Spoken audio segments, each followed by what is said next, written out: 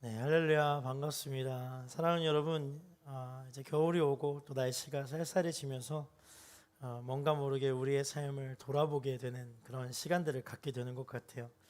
코로나 때문에 삶을 돌아보면 조금 답답함도 있고 후회스러운 일들도 있고 무엇을 하였나라는 질문도 들게 하지만 우리는 예배를 통해서 하나님의 자녀임을 확인하고 또 그 믿음의 반석 위에 우리의 삶이 세워졌음을 경험하고 또 발견하는 은혜의 시간이 되기를 소망합니다. 지난주에 이어 사도 바울은요, 예수 그리스도를 믿는 믿음을 통하여서 우리가 하나님의 자녀가 되었고 또 하나님의 자녀가 되는 과정을 오늘 본문의 이 비유를 통하여서 또 한번 설명합니다.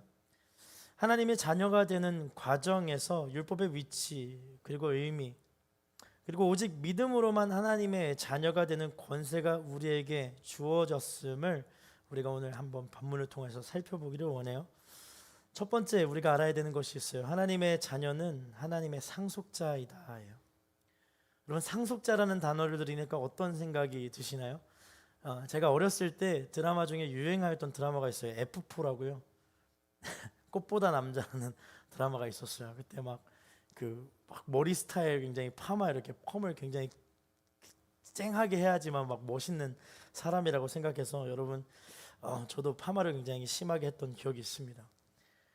상속자라고 하면 뭔가 이렇게 잘난 사람들 같은 느낌이 들어요. 그리고 우리와 뭔가 별개인 사람들, 뭔가 나는 얻지 못하였지만 그들은 가지고 있다라는 그런 느낌을 가지고 있는 이 생소한 단어, 이 상속자. 이 단어를 통하여서 사도 바울이 설명하기를 원하는 것이 있었어요. 바로 우리가 하나님의 상속자라는 거예요. 할렐루야.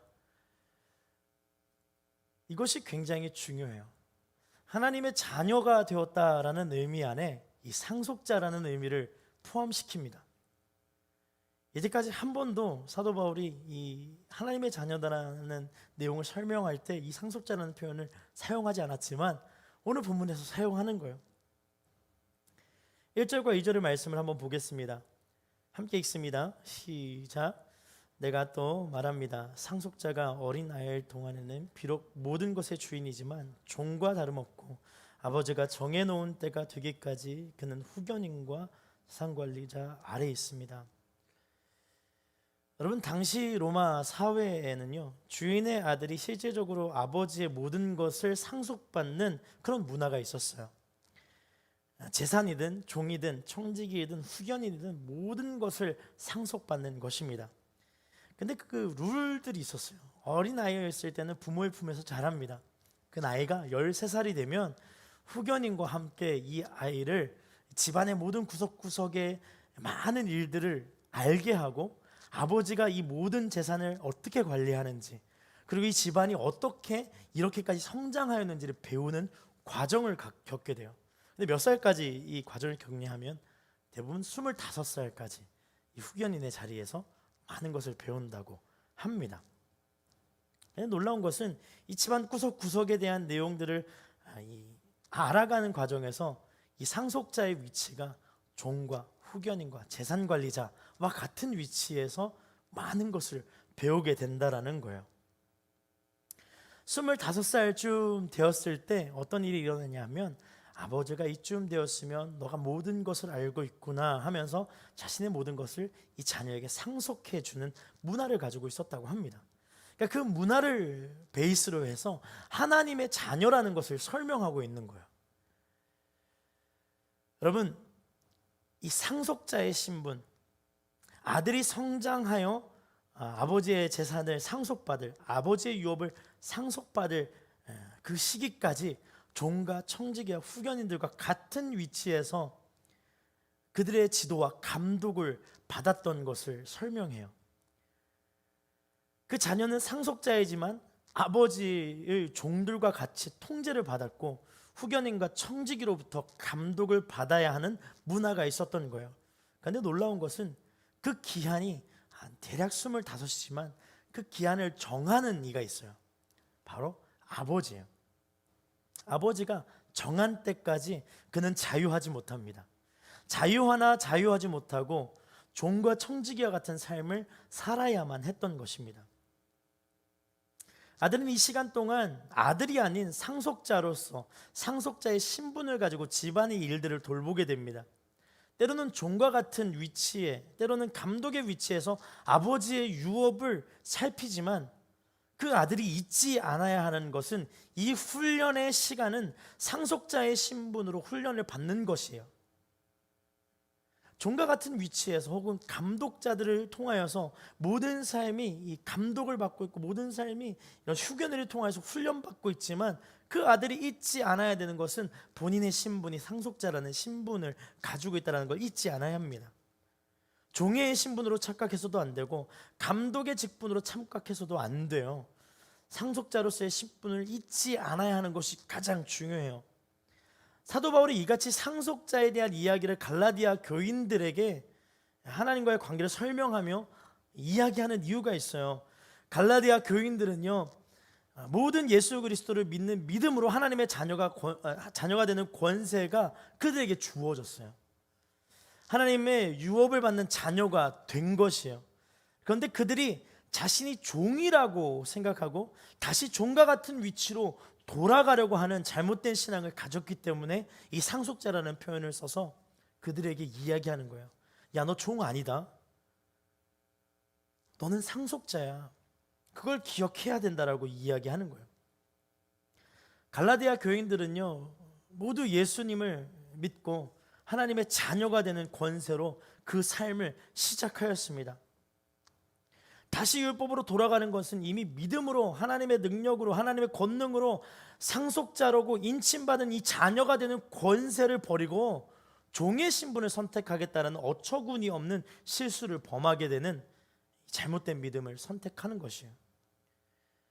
사랑하는 여러분, 여러분은 하나님의 자녀가 되는 권세가 내 가운데 주어져 있음을 믿고 계십니까? 그럼 이렇게 한번 선포합시다. 나는 상속자다. 어깨도 한번 펴보세요. 상속자처럼 조금 거만해야 돼요. 상속자는. 여러분, 왜 상속자라는 것을 자꾸 잃어버릴까요? 상속자에게는 모든 것이 상속될 수 있는 유일한 방법은요, 바로 아버지가 아들에게 모든 것을 상속할 때 이 아들은 비로소 이 모든 것에서 자유함을 얻게 돼요. 우리는 자유하지 못하다라고 생각합니다. 하나님이 우리에게 모든 것을 내어주셨어요. 우리는 상속자이지만 상속을 이미 받은 존재예요. 할렐루야. 모든 것을 가진 존재라는 거예요. 근데 우리가 잊고 있는 것이 내가 모든 것을 가지지 못했다라고 착각해요. 그러니까 우리의 모든 기도의 제목들에 고비고비마다 보면 내가 받아야 할 것들이 너무 많은 거예요. 이미 받았음에도 불구하고 받지 못한 자와 그러한 믿음을 가지고 끊임없이 고민하는 우리를 발견하게 됩니다. 주인의 아들이 주인과 같이 될 수 있는 유일한 길은 아버지가 아들에게 모든 것을 상속해야지만 아들은 비로소 자유함을 얻을 수 있는 거예요. 사랑하는 여러분, 우리는 이미 자유함을 얻었음을 기억하며 여러분의 삶을 축복합니다. 여러분, 부족함이 없는 인생임을 기억하고 믿을 수 있는 저와 여러분이 되었으면 좋겠어요. 아들이 아무리 상속받은 자처럼 살려고 하나 아버지가 그 아들에게 상속하지 않으면 그는 종의 신분 같은 신분에 머무를 수밖에 없는 것이 당세 문화였어요. 그런데 하나님은 예수 그리스도를 통하여서 종으로 살고 있던 우리에게 하나님의 자녀가 되는 구원의 길을 열어주신 거예요. 그래서 우리는 더 이상 죄 아래 있는 종의 신분이 아닌 하나님의 자녀가 되는 권세 아래 있는 거예요. 하나님의 구원과 능력, 권능을 가지고 살아가는 하나님의 자녀가 된 것입니다. 여러분, 이 자녀가 되는 권세는요, 오직 믿음으로 우리 가운데 이루어져요. 하나님의 자녀가 되었다라는 것은 오직 믿음으로 말미암아 우리에게 주어지는 권세입니다. 하나님의 자녀가 되는 열쇠가 있어요. 그 열쇠는 바로 믿음이에요. 하나님의 자녀가 되는 열쇠는 믿음이에요. 믿음 이외에는 그 어떤 것도 하나님의 자녀가 될 수 있을 만한 능력이 없어요. 종이 아무리 열심히 종의 신분으로 최선을 다해 삶을 산다 하여도 그 종은 종에 불과합니다. 아무리 집안의 청지기가 주인의 마음을 가지고 그 집안의 모든 것을 다스리고 충만케 하기로 열심을 다한다 하여도 그 직분은 변할 수 없는 거예요. 우리도 마찬가지입니다. 우리의 직분은 오직 믿음으로만 변할 수 있어요. 두 번째, 우리가 알아야 되는 것이 있습니다. 예수님을 보내셔서 우리가 하나님의 자녀임을 알려주셨어요. 4절과 5절 말씀을 보겠습니다. 그러나 때가 차자 하나님께서는 자기 아들을 보내셔서 한 여자에게서 나게 하시고 율법 아래 나게 하셨습니다. 이는 율법 아래 있는 사람들을 구속하시고 우리로 하여금 아들의 신분을 얻게 하기 위함입니다. 그럼 여기서 중요한 단어 하나가 있어요. 때가 참해예요. 아까 위에서 뭐라고 얘기했죠? 아버지가 아들에게 상속을 하는 그 시기는 아버지만 알고 계세요. 근데 하나님께서 예수 그리스도를 이 땅 가운데 보내주신 그때가 하나님이 정하신 때임을 설명하고 있는 것입니다. 하나님이 우리를 구원하시는 방법으로 예수 그리스도를 이 땅에 보내심을 선택하신 거예요. 그런데 여러분, 우리가 한번 생각해 봅시다. 우리가 정말 갈망하고 바라는 기도를 이렇게 드렸을 때 응답이 없을 때 완전 기쁘잖아요. 아, 주님, 제가 이걸 원합니다. 근데 그게 됐어요. 얼마나 기쁘겠어요. 그런데 정말 재밌는 것은요, 그리고 놀라운 것은요, 예수님이 이 땅 가운데 오셨을 때 사람들이 기뻐했을까요?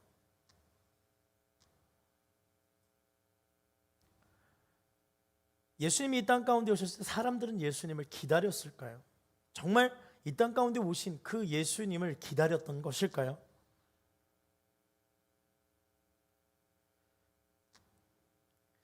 여러분, 그렇지 않아요. 예수님이 이 땅 가운데 오셨을 때를 한번 생각해 보면 예수님이 이 땅 가운데 오셔서 많은 이들이 예수님을 환영하지 않았어요.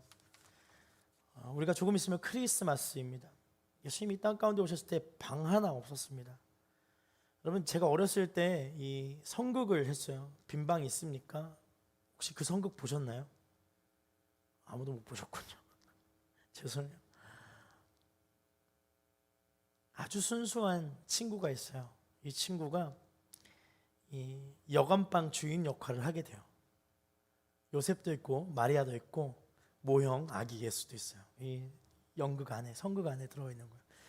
근데 이 친구가 예수님이 이 요셉과 마리아가 와서 문을 두드리면서 빈방이 있습니까? 하면은 빈방 없습니다 하고 내몰 쳐야 되는데 집에 와서 자꾸 생각하니까 그게 안 되는 거예요. 약간 어눌한 말투로 빈방이 없습니다 뭐 이렇게 얘기해야 되는데 안 되는 거예요. 그래서 막 고민하다가 결국 연극을 하는 그 장면에서 요셉과 마리아와 아기 예수가 이렇게 배가 부른 마리아가 이렇게 찾아와서 빈방이 있습니까? 했을 때 없습니다라고 해야 되는데 빈방이 있어요. 그러고 이제 예수님 저희 집에 오세요 뭐 이러고 울어요. 그 바보 역할을 제가 했어요. 집에서 얼마나 연습했겠어요. 빈방이 없습니다. 빈방이 뭐 이렇게 연습한 거예요. 근데 여러분, 제가 연극하면서 굉장히 많이 울었어요. 환영받지 못한 예수, 아무도 원하지 않는 예수, 그럼 왜 오셨을까? 예수님이 그럼 왜 오셨을까요? 여러분, 이 땅 가운데 예수님이 첫 번째 이적을 행하셔요. 안식일에 손 마른 자를 고치십니다. 마가복음 3장 6절을 보면 이렇게 기록해요. 손 마른 자를 고치시고 난 이후에 바리새인들이 나가서 곧 헤롯 당과 함께 어떻게 하여, 여러분 보세요, 예수를 죽일까 의논하니라. 하나님의 아들로 이 땅 가운데 오셔서 첫 번째 이적을 행하셨어요. 정말로 질서 없고 무너져 있는 이 땅에 오셔서 예수님이 첫 번째로 정말로 손이 마른 자를 고치셨어요. 근데 그 첫 번째 이적을 보고 사람들이 다 감동했느냐? 그러지 않아요. 바리새인과 헤롯 당이 예수님을 언제 죽일지를 논하기 시작합니다. 이후로 이들이 3년 동안 예수님을 따라다니면서 언제 죽일지를 끊임없이 논해요. 그리고 결국 십자가에 예수님을 못 박는 일을 행합니다. 예수님이 이 땅 오셨을 때 아무런 대우를 받지 못하셨어요. 이뿐 아니라 예수님은 평생 살면서 머리 둘 곳이 없으셨다라고 이야기합니다. 그리고 예수님은 십자가에 죽으셔서 우리를 위하여 죽음 당하셨어요. 그럼 왜 예수님이 아무도 환영해 주지 않는 그 시간에 이 땅에 오셨을까요? 바로 우리에게 가장 필요한 분이 예수님이셨기 때문입니다. 여러분에게 가장 필요한 분은 예수님이에요.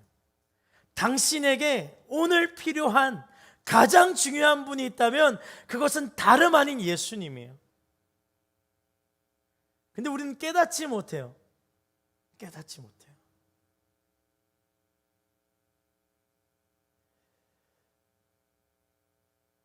예수님은 아무도 환영받지 않는 그곳에 우리를 위한 하나님의 시간에 순종하셨어요. 여러분 그거 아세요? 하나님이요, 예수님보다 우리를 더 사랑하셨어요. 예수님을 이 땅 가운데 나를 위하여 보내주실 만큼, 독생자 예수 그리스도를 우리에게 내어주실 만큼 여러분 한 사람 한 사람을 사랑하셨다라는 거예요. 사도 바울이 갈라디아서 교회의 문제점을 굵게 설명하다가 오늘은 굉장히 개인적인 설명으로 넘어가는 이유가 있습니다. 하나님이 유대교를 따라갔던 무리들을, 아니 이방 백성들을 사랑하신 것이 아니라 바로 당신, 바로 너를 사랑하셔서 예수님을 이 땅 가운데 보내셨고 한 영혼 한 영혼이 하나님의 상속자이고 하나님의 자녀가 되는 권세를 주어졌다라는 것을 설명하고 있는 거예요. 사랑하는 여러분, 예수님이 이 땅 오신 시간은요 정확한 하나님의 타이밍이었어요.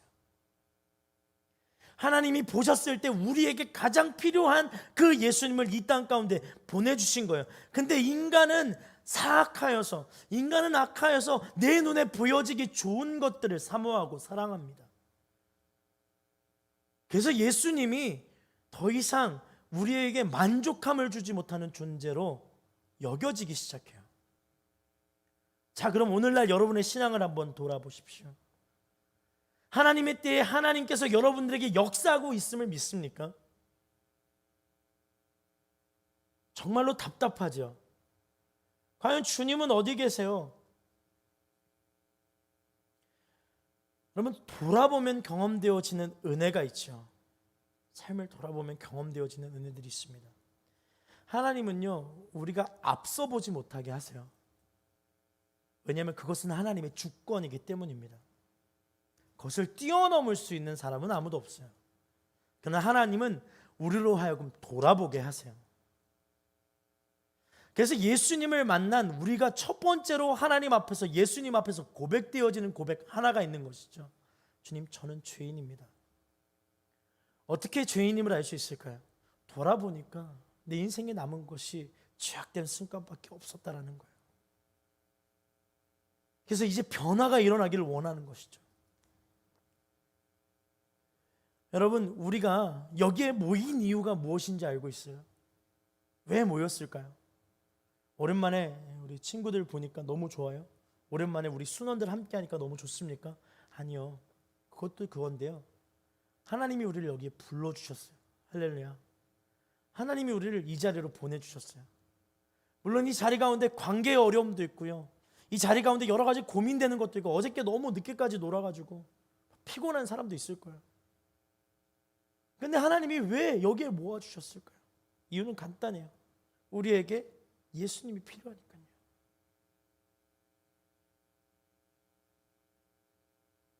우리에게 예수님이 필요해요. 할렐루야. 나에겐 예수님이 필요합니다. 여러분 어떠세요? 가장 필요한 것이 무엇입니까? 예수 그리스도예요. 사도 바울은 상속자인 우리가 율법의 종에서 상속받는 자로 가기 위해서 반드시 필요한 이 부분이 있음을 5절을 통해서 이야기합니다. 5절 한번 말씀을 함께 보겠습니다. 시작. 이는 율법 아래에 있는 사람들을 구속하시고 우리로 하여금 아들의 신분을 얻게 하기 위함입니다. 여기서 말하는 구속은요, 예수님의 십자가의 죽으심으로 우리를 하나님의 자녀로 확증하시는 거예요. 하나님의 자녀로 확증하시는 거예요. 결판 지으신 거예요. 율법 안에 있는 우리를 예수 피를 힘입어 내가 너를 나의 자녀로 명한다 하고 꽝꽝 찍은 거예요. 끝난 거예요. 여러분, 난 하나님의 자녀임을 믿습니까? 우린 하나님의 자녀예요. 하나님은 우리가 하나님의 자녀가 된, 그리고 하나님의 상속을 받을 그러한 자라고 우리를 불러주셨어요. 근데 이 상속받기 위해서 반드시 필요한 것이 있습니다. 바로 예수 그리스도예요. 하나님의 자녀가 되는 권세를 예수 그리스도를 통하여 우리에게 주신 거예요. 즉 예수님을 우리를 위하여 기꺼이 내어주심으로 우리가 하나님의 자녀가 되는 권세를 누리게 되었다라고 사도 바울이 강조하고 있는 것입니다. 그리고 사도 바울은 우리가 상속받은 것이 어떤 것인지 6절과 7절에 기록합니다. 여러분이 아들들이므로 하나님께서 자기 아들의 영을 우리 마음속에 보내셔서 아바 아버지라 부르게 하셨습니다. 그러므로 여러분은 더 이상 종이 아니고 아들입니다. 그리고 여러분이 아들이면 또한 하나님으로 말미암아 상속자입니다. 자 보세요. 하나님을 아바 아버지라 부르게 한 것, 우리가 하나님의 자녀임을 믿는 것이다 기록하고 있어요. 여러분, 우리는 하나님을 아버지라 부릅니다. 그렇게 부를 수 있는 이유는 예수님을 통하여서 우리가 하나님의 자녀가 되는 권세가 주어졌기 때문이에요. 요한복음 1장 12절과 13절에 보면 이렇게 이야기합니다. 그러나 여러분은 영접하는 사람, 곧 그의 이름을 믿는 사람에게는 하나님의 자녀가 되는 권세를 주셨습니다. 이 사람들이 하나님의 자녀로 태어난 것은, 이게 중요합니다, 혈통이나 육정이나 사람의 뜻으로 된 것이 아니라 누구의 뜻이요? 하나님의 뜻으로 된 것입니다. 그래서 여러분, 우리는 이렇게 얘기하는 거예요. 하나님이 나를 향한 계획을 가지고 계신다 라고 인정할 수밖에 없는 거예요. 그럼 지나가는 아무나 붙들고 예수 믿으십시오 라고 얘기했을 때 두 가지 반응이죠. 나를 미쳤다고 보거나 아니면 무시하거나. 근데 제가 여러분에게 예수 믿으십시오 라고 얘기했을 때 우리 마음 가운데 어떠한 생각이 듭니까? 예수님 다시 잘 믿어야 되겠다. 다시 예수님을 내 마음에 품어야 되겠다. 이 생각과 이 뜻이 누구의 것이라고 성경은 이야기하는 것입니까? 하나님의 뜻이다. 우리는 선택받은 자예요. 상속자는 선택받은 자입니다. 우리가 예수님을 믿는 그 순간 우리는 더 이상 종이 아니에요. 우리는 하나님의 상속자가 된 것입니다. 여러분, 우리가 만약에 세상의 것을 상속받는다고 한번 생각해 보십시오. 돈과 물질, 세상에 주는 권세와 권력. 근데 그 중에 영원한 것이 있습니까? 아니요, 없어요. 영원한 것은 없어요. 여러분, 세상의 것에는요, 영원한 것이 없어요. 영원한 것은 하나님이에요. 하나님의 영원하심은 우리의 삶의 기준이 됩니다. 왜냐하면 기준은 변화서는 안 되거든요. 기준은 변할 수가 없어요. 사랑하는 여러분, 여러분의 인생의 기준을 무엇으로 잡으셨습니까? 한번 고민해 보세요. 난 내 인생의 기준을 무엇으로 잡고 있는가?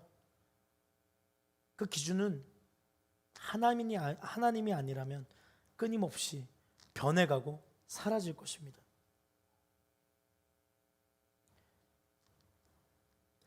여러분, 우리가 하나님의 자녀가 되는 권세가 주어졌는데 왜 다시 세상 속에서 승리하지 못하고 주저앉아 버리는 것일까요? 하나님의 자녀라는 믿음이 없기 때문이에요. 결국 우리의 인생의 가장 큰 변화는 믿음에서 시작돼요. 하나님의 자녀가 되는 믿음이 있는가? 그럼 그 자녀는 어떤 믿음을 가지고 살아야 하는가? 하나님의 자녀가 되는 권세는 어떤 것일까? 우리가 알아야 합니다. 로마서 8장 17절을 보면 이렇게 기록해요. 우리가 자녀이면 또한 상속자입니다. 우리가 그리스도와 함께 영광을 받기 위해 그분과 더불어 고난을 받으면 우리는 하나님의 상속자요 그리스도와 함께 상속자가 됩니다. 상속자는 아버지의 모든 것을 상속받는 것이에요. 상속자는 내가 원하고 바라는 것만 받는 것이 아니라 아버지의 모든 것을 상속받는 것임을 알아야 합니다. 말씀을 보니까요, 그리스도와 함께 영광을 받기 위해서 그분과 더불어 고난을 받으면 우리는 하나님의 상속자요라고 말씀하고 있어요. 우리는 내가 원하고 바라는 것이 많아요. 그래서 믿음의 길에서 다시 세상의 길로 갈 때가 있습니다. 믿음의 길을 걸어갈 때 우리가 경험하게 될 어려움들이 있기 때문이에요. 돈 많이 벌고 싶고 누구보다도 더 잘 되고 싶고 남들을 싸워서 생존해야 되는 세상 속에서 복음을 들고 예수님처럼 살아가는 것이 바보처럼 보여지고, 또 우리가 세상의 길을 걸어가는 것이 더 옳다라고 판단되어질 때가 많기 때문이에요. 그런데 우리가 잊지 않아야 되는 것은 세상의 길의 끝은 죽음이에요. 근데 하나님의 자녀의 길은 생명의 길을 걷는 것입니다. 때로는 이 생명의 길을 걸어가는 우리의 이 걸음걸음들이 너무나도 어려울 수 있어요. 근데요, 그 고난을 하나님이 함께 당하셨기에 우리가 그 하나님의 고난에 함께 동참하는 것은 상속자가 반드시 경험해야 될 아픔이에요. 여러분, 고난을 두려워하지 마십시오. 할렐루야. 아픔을 두려워하지 마십시오. 아픔이 다가와 내가 두려움에 휩싸일 때 가장 먼저 기억해야 되는 것, 하나님 아버지를 아버지라 부르는 믿음이 회복되기를. 그래서 하나님의 도우심을 구하고 하나님의 품 안에서 하나님이 주시는 해결책들을 가지고 세상을 사는 연습이 되기를, 그렇게 성장하기를 바라고 원해야 하는 거예요.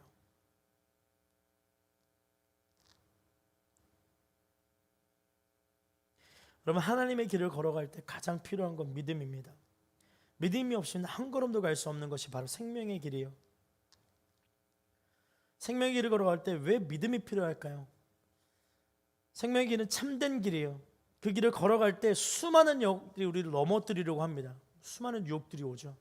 수많은 속삭임들이 우리를 넘어뜨리려고 해요. 왜냐하면 생명의 길은 진짜 길이거든요. 진짜 길이에요. 그래서 유혹이 찾아올 때 우리가 유혹인지 분별할 수 있는 믿음이 필요한 거예요. 이것이 유혹인가? 이것이 참된 길인가? 이게 하나님이 원하시는 길인가? 그 믿음이 우리 가운데 필요한 거예요. 의문점을 가지고 질문하는 것. 우리는 하나님의 자녀입니다. 하나님을 아바 아버지라 부를 수 있는 하나님의 자녀인 거예요. 이것이 우리의 믿음임을 기억할 수 있기를 축복합니다. 세 번째입니다. 하나님의 자녀에서 종으로 돌아가지 말아야 해요. 8절과 9절을 보면 이렇게 기록합니다.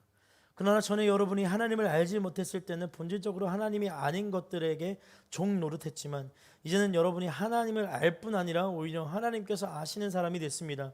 그런데 어째서 여러분이 다시 무력하고 천박한 초보적인 것들로 되돌아가 또다시 그것들의 종 노릇하려는 것입니까? 그럼 사도 바울은 믿음을 가져 하나님의 자녀가 되면 하나님을 알 뿐 아니라 오히려 하나님께서 아는 사람이 된다라는 것을 이 갈라디아 교인들에게 이야기합니다. 그러면 이 알다라는 이 표현은 굉장히 중요해요. 하나님과 깊은 교제를 의미해요. 알면. 여러분, 우리가 서로 알기를 소망합니다. 우리가 하나님을 알기를 원합니다. 알아가기를 원한다라는 것은 함께 사귀고 함께 식사를 하고 함께 동행하고 함께 속의 이야기들을 나눌 때 알게 된다라는 거예요. 여러분, 하나님께서 우리를 아신다라고 말씀하실 때 그 의미는요, 머리털부터 발끝까지 세신바 되시는 주님께서 우리를 알고 있다라는 의미예요. 내가 너를 안다, 전인격적으로 안다라는 거예요. 여러분, 이 알면요, 친한 친구, 주와 종, 신과 인간의 관계를 뛰어넘는 알미예요. 이 삶은 아버지와 아들의 관계이고요, 창조자와 피조물의 관계입니다. 정말 모든 것을 알고 있는 관계를 의미합니다. 여러분, 이러한 관계라도 일방적일 수는 없어요. 여러분, 우리가 관계를 맺고 서로 알아갈 때 일방적일 수 없습니다. 이유는 간단해요. 한 사람과 관계를 맺기 위해서 내가 친한 척을 하고 계속 질문을 하면 상대방은 반응을 하게 되어 있어요. 그래서 이 반응을 가지고 우리가 알매의 관계를 이어가는 것이죠. 아무리 친한 척을 하여도 이렇게 쌩하고 고개를 돌리면 상처를 받지만, 또 다시 친한 척을 하고 또 쌩 까이면 너무나도 힘들잖아요. 근데 그럼에도 불구하고 주님은 우리에게 끊임없이 관계하기를 요청해요. 알아가기를 요청해요. 그것이 하나님의 인내요, 사랑이요, 하나님의 선하심이에요. 하나님의 영원성은요, 여기에서 시작됩니다. 하나님이 우리 알기를 원하신대요. 언제까지요? 계속이요. 하나님이 우리를 알기를 원하세요. 그럼 우리가 선택할 수 있는 것 한 가지요. 나도 하나님을 알기를 원해요. 그것이 믿음이에요. 사랑하는 여러분, 아들, 아빠의 관계, 굉장히 오해가 많은 관계이죠. 그래서 우리는 하나님 아버지라고 얘기했을 때 아버지에 대한 온전한 상을 잘 연결하지 못할 때가 있어요. 부모님께로부터 받은 상처가 있다면 연결되지 않죠. 근데 이 성경에서 얘기하는 이 아버지는요, 그 차원의 아버지를 뛰어넘어요. 하나님의 사랑, 끊임없는 사랑, 끊임없는 인정함, 끊임없는 내어줌, 그것을 포함하고 있는 단어가 바로 아버지라는 단어입니다. 하나님은 우리에게 인내하시며 사랑을 주셨어요. 이전에는 일방적이라고 착각했지만 예수님을 통하여 그 사랑이 나를 향하고 있다는 것을 알게 되었습니다. 그에 대한 우리의 반응이 믿음이에요. 그리고 하나님이 나의 아버지가 되심을 믿게 되었습니다. 그런데 자꾸 세상으로 아버지를 만나지 않았던 시간으로 내가 돌아가길 만드는 이유가 무엇일까요? 아버지를 만났는데 다시 아버지가 없었던 곳으로 가고 싶은 이유가 무엇일까요? 아버지를 제대로 알지 못하기 때문이에요.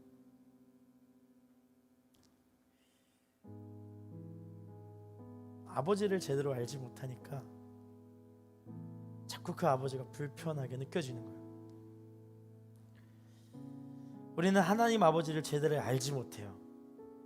세상의 아버지에 대한 상처 때문에, 혹은 아버지라는 이름이 우리의 삶에 사랑보다는 엄격함과 여러 가지 아픔들을 주기 때문입니다. 우리는 하나님의 아버지를 반드시 알아야 해요. 아버지를 알지 못하면 결국 의심하게 되기 때문이에요. 믿음을 가지고 걸어가고 살아가고, 믿음을 가지고 내가 예수 그리스도와 함께 동행한다라고 하지만 결국 하나님과 나와의 관계가 아버지와 자녀와의 관계임을 회복할 수 있어야 돼요. 그 방법은 하나님을 알기를 소망하는 믿음에서부터임을 기억할 수 있어야 합니다.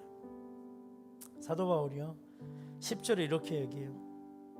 여러분은 날과 달과 절기와 해를 잘도 지킵니다. 무슨 얘기냐면 유대교의 모든 절기들을 잘 지킨다라는 거예요.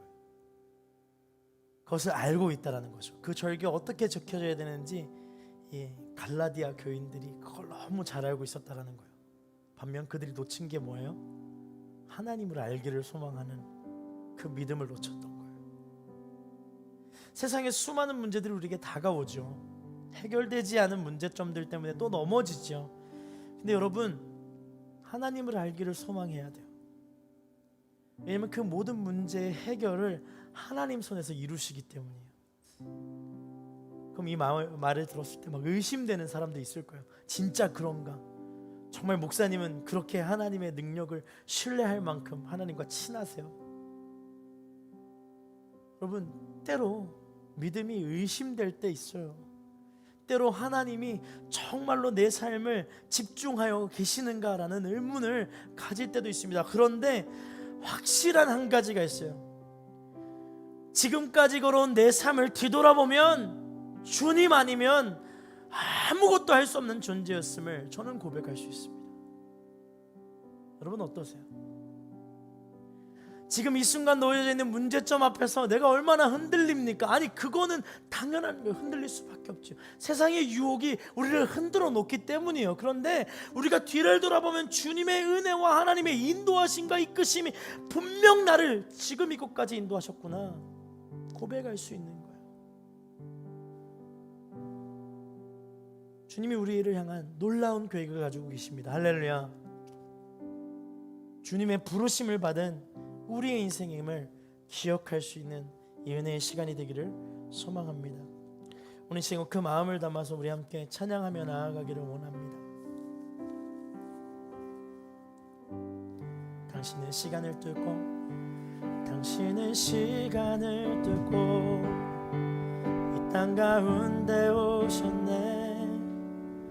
우리 없는 하늘 원치 않아 우리 삶에 오셨네. 당신의 평안 버리고 우리에게 평안 주셨네. 가장 낮은 자의 모습으로 우리 삶에 오셨네. 하나님 우리와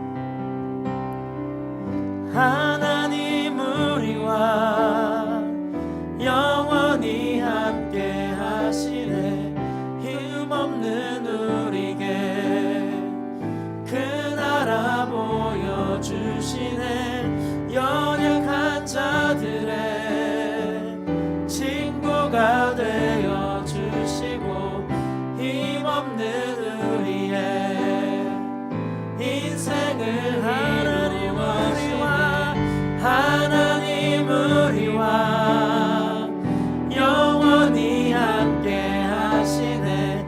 꿈없는 우리에게 그 나라 보여주시네. 연약한 자들의 친구가 되어주시고 힘없는 우리의 인생을 위로하시네. 자, 다 자리에 일어나서 우리 다시 한 번 더 고백합시다. 당신은 시간을 뚫고 당신은 시간을 뚫고 이 땅 가운데 오셨네. 우리 없는 하늘 원치 않아 우리 삶에 오셨네. 당신의 평안 버리고 우리에게 평안 주셨네. 가장 낮은 자의 모습으로 우리 삶에 하나님 우리와 영원히 함께 하시네. 꿈없는 우리에게 그 나라 보여주시네. 연약한 자들의 친구가 되어주시고 힘없는 우리의 인생을 하나님 우리와 영원히 함께 하시네. 꿈없는 우리에게 그 나라 보여주시네. 연약한 자들의 친구가 되어주시고 힘없는 우리의 인생을 위로하시네. 오늘 시간 우리 함께 기도하며 나아갈 때 하나님 우리의 삶에 변화가 있기를 원해요. 하나님 믿음 없는 내 삶에 하나님의 자녀라는 믿음 생기길 원합니다. 자꾸 그 믿음 없으니까 자꾸 구하는 것이 세상의 것들로 바뀌어요. 자꾸 우리의 신경이 하나님의 자녀가 된 산속자의 신분이 아니라 세상의 종과 같은 위치로 자꾸 흘러가요. 하나님 변화를 주세요. 믿음을 주세요. 주님, 날 위하여 이 땅 가운데 오신 예수님을 인정하게 하세요. 하나님을 향한 믿음을 다시 한 번 더 부어달라고 주여 한번 부르짖고 우리의 삶을 드리며 기도합니다. 주여, 주님 인도하여 주시고 오셔서 하나님 역사하시는 주님의 사람, 하나님의 영광과 하나님의 은혜가, 하나님의 채우심이 다스리심이 임하는 시간 되게 하여 주옵소서. 오직 주님만을 의지하며 하나님 변화가 일어나는 삶이 되기를 원합니다. 하나님 예수 그리스도의 이름으로 다시 한 번 더 말씀으로 새롭게 되기를 원합니다. 다시 한 번 더 나의 신분이 주님 앞에 회복되기를 원합니다. 다시 한 번 더 나의 신분이 주님을 향하기를 원합니다. 다시 한 번 더 주님의 이름과 하나님의 사랑이 회복되어져 나가기를 원합니다. 다시 한 번 더 주님의 말씀으로, 다시 한 번 더 주님의 은혜로, 다시 한 번 더 성령의 사람들로 채워주옵소서. 주님 역사하여 주시고 채우셔서 하나님의 영광이, 하나님의 은혜가 내 삶 가운데 있음을 기억하게 하여 주옵소서. 말씀하시는 주님, 인도하시는 주님, 변화시켜 주시는 주님을 경험하는 시간 되게 하여 주옵소서. 오 하나님, 다시 말씀으로, 오 하나님, 다시 은혜로, 하나님의 영광의 자리로, 하나님 다시 한 번 더 하나님이 채우시고 다스리시는 그 나라를 향하여서, 하나님이 말씀하시는 그 나라를 향하여서 하나님의 회복하심을 따라, 하나님의 인도하심을 따라, 하나님의 이끄심을 따라 걸어갈 수 있는 시간 되게 하여 주옵소서. 믿음 없는 우리의 삶을 다시 주님 믿음 있는 우리의 삶으로 변화시켜 주옵소서.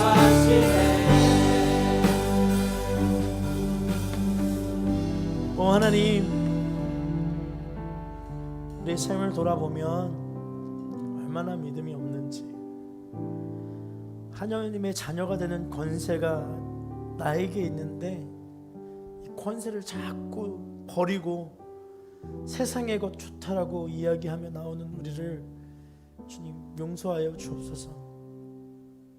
예수님 이 땅 가운데 오셔서 우리를 위하여 희생하셨고, 그래서 더 이상 종의 위치가 아닌 하나님의 아들과 딸의 위치에서 주님과 함께 이야기하고 교제할 수 있음에도 불구하고 우리가 자꾸 하나님의 손길을 저버리고 하나님과 함께 고난과 연단을 받을 준비는 하지 않고 고난과 연단이 없는 풍요로운 삶에 대한 집중을 하여서 자꾸 헛된 것을 쫓아 살아가고 있는 우리를 발견하게 됩니다. 주님 용서하시고 새롭게 하여 주셔서 오직 말씀으로, 오직 믿음으로 거듭나는 인생 될 수 있도록 주님 우리를 사용하여 주옵소서. 이 시간 예배하는 우리 폴트 청년들 한 사람 한 사람 주님의 이름으로 축복하여 주시고 하늘로부터 오는 주님의 영광을 누리며 우리가 하나님의 자녀가 되었음을 신뢰하고 믿을 수 있는 믿음 회복되는 시간 될 수 있도록 인도하여 주옵소서. 함께 하실 주님을 찬양합니다. 감사드리며 예수님의 이름으로 기도드렸습니다. 아멘. 우리 하나님 앞에 영광과 존귀의 박수를 드리겠습니다.